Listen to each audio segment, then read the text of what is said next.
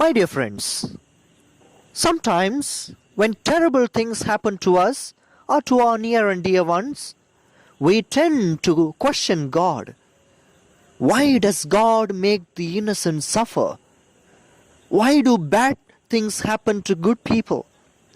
Why do some people die young? Why do I have to suffer at all what I enjoy and love? God does not provide ready answers to all our queries. Yet, our faith tells us that our God is not a God who enjoys seeing us suffer. Our God is a God of life and of the everlasting joy.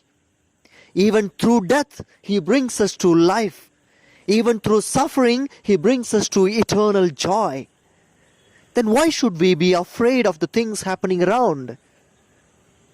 A botanist once saw some rare flowers at the lower end of a cliff, but could not reach them. He couldn't think of any way to reach them but to tie a rope to his little child's waist and lower him until he could pick up the flowers.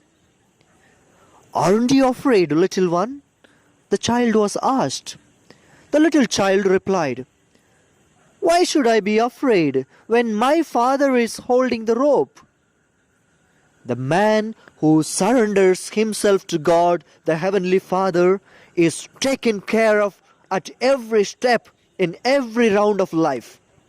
He knows that his Father in heaven is in charge of him, and so nothing can go wrong.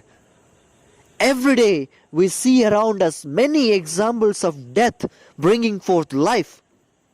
A kernel of corn is buried and it grows into a tall corn stalk. The ice cube dissolves and it cools the water. A match burns itself out to light a fire. Water gets itself dirty to clean you. A battery goes dead to give you music and light. Wood burns itself out to cook you your food. Animals and plants die to give you your food.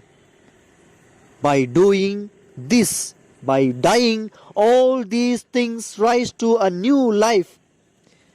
Therefore, what can we do now? We need to live as the people of life.